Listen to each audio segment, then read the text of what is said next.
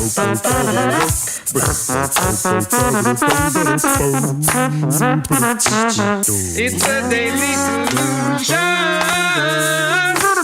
It's the Daily Solution. Yeah, podcast.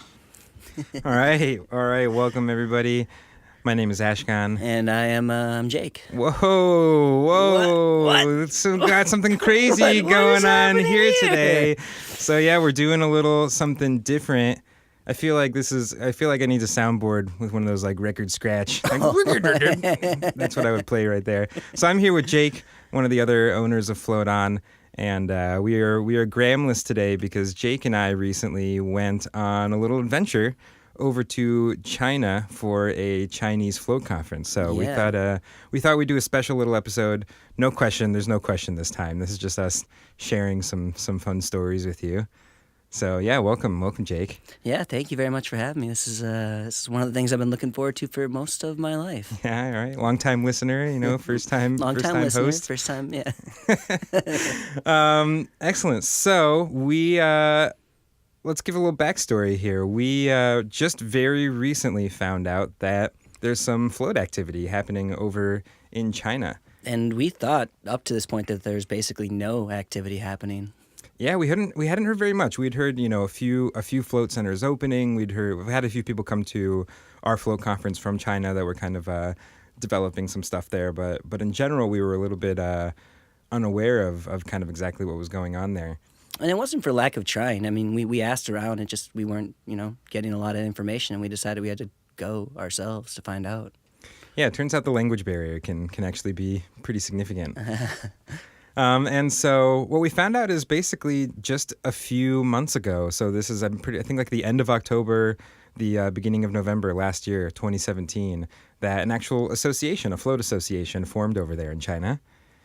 And that association decided to put on kind of a small conference, a first little event that they had, and that was just at the end of January. And we got in touch with them really just like a few weeks beforehand, and decided it just sounded too crazy to not go to China and see what was going on over there. How could we not go to the inaugural Chinese Float Tank Association's conference? Yeah. With a couple hundred people in attendance. It was too exciting to pass up, really. Yeah, so we got ourselves some visas and we flew our way over there. That's a process. Visas. Yeah, it was way crazier than I thought it would be to go to such a large country. You have to actually like send your passport to one of like 5 specific geographical offices spread throughout the United States. So that was intense, but we did it. We got it all figured out. And we flew over there and found out a lot of interesting stuff. The association over there is actually kind of part of a lot of other associations. Kind of have these umbrella structures. This is us trying to piece together kind of as much as we could, but it seems like their association is under the guidance of other kind of medical associations, and all associations in China seem to be kind of registered with the actual government over there. Yeah, kind of under the purview of the government. They're definitely involved in every association happening there.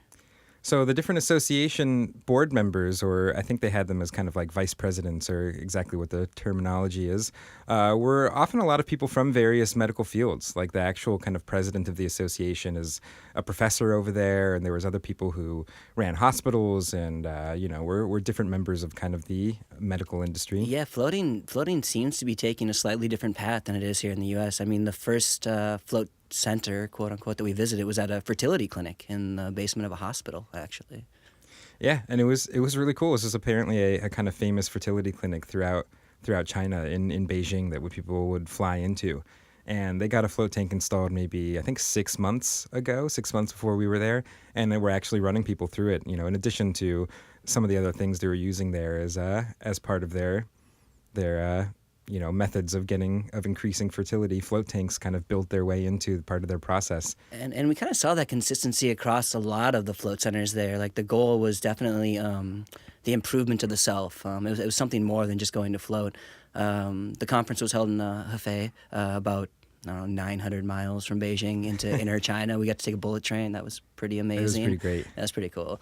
But the first center we visited over there, again, focused on medicine, Eastern medicine. But they had a lot of equipment. Like one center had an MRI machine, for example. Yeah, it was actually really interesting. Like the kind of what we would think of a typical float center here in the U.S. with this kind of retail storefront and people just kind of casually making reservations and coming in for whatever leisure, stress relief, whatever were kind of coming in to float themselves for. That was still not. We saw a little bit of that, but not nearly on the same scale as some of the other things we were seeing happening over there, which included things like float tanks in a hospital, like a fertility clinic, or float tanks kind of on their path to being integrated with the police force there, or with there was a retirement facility that kind of focused on therapy as well, actual therapeutic stuff for the people living in their facilities. Yeah, senior citizens living at the facilities. And they were starting to integrate float tanks into their locations. I think they had maybe like 40 locations currently, and they had installed a float tank into 8 of them so far. Which kind of just blew our mind, just how many float tanks are actually running around China. I mean, we heard a lot of different numbers. It was hard to verify. But yeah, a lot more tanks than we had previously thought. Yeah, and again, all of this is through kind of a language barrier and some translation. So hopefully we got all this information actually correct. But there might be some slight confusion in kind of any part of this. But it seems like right now there's maybe somewhere around 1,000 float tanks spread throughout various facilities and stuff like that throughout China, and they're kind of on the path towards a lot more. Yeah, there are a couple manufacturers popping up over there.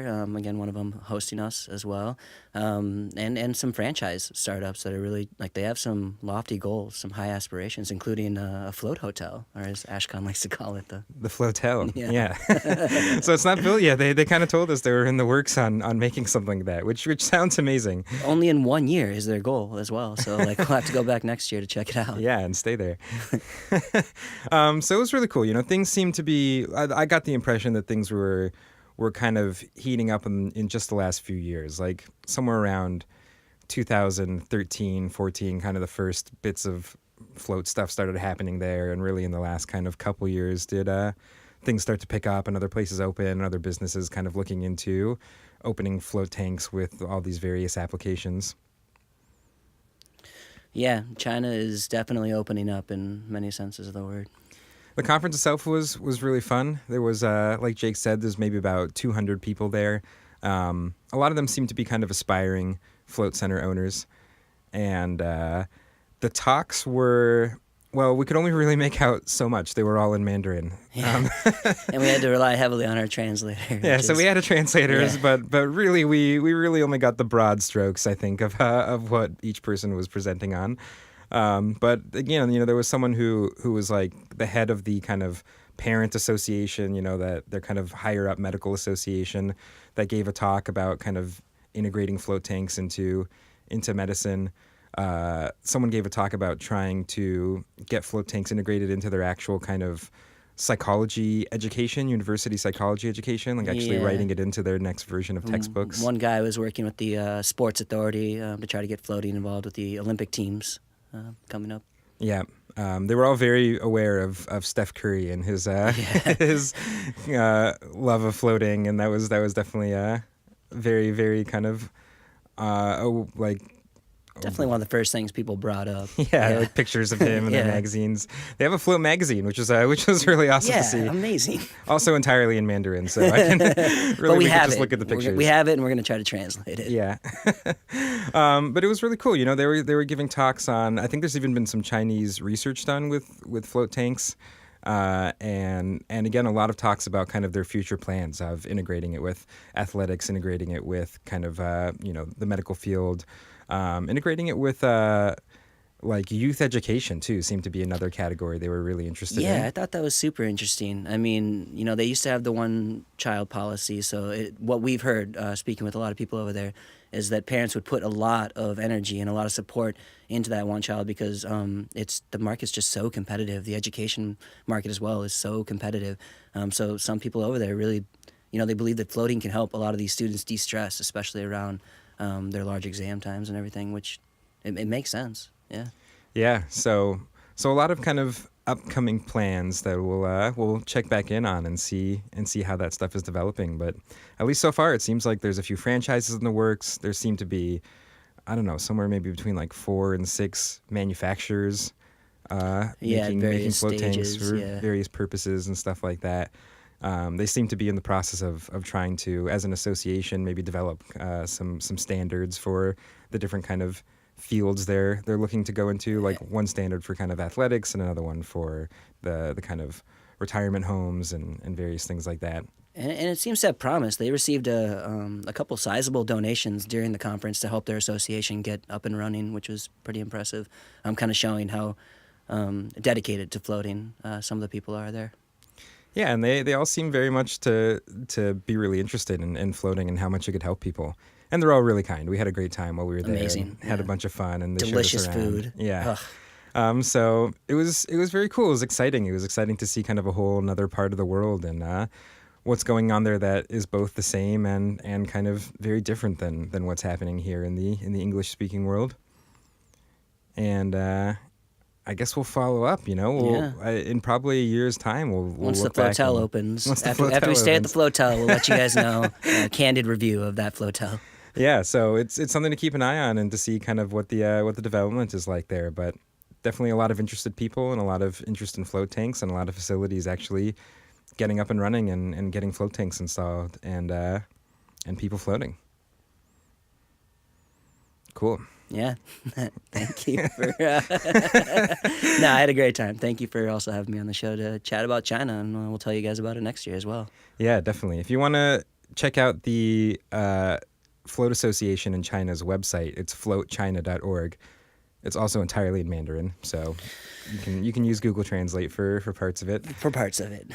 And yeah, if you guys have questions that you want to ask us during the regular programming of the show, you can always hop over to floattanksolutions.com/podcast. And we'll talk to you guys later. Yeah.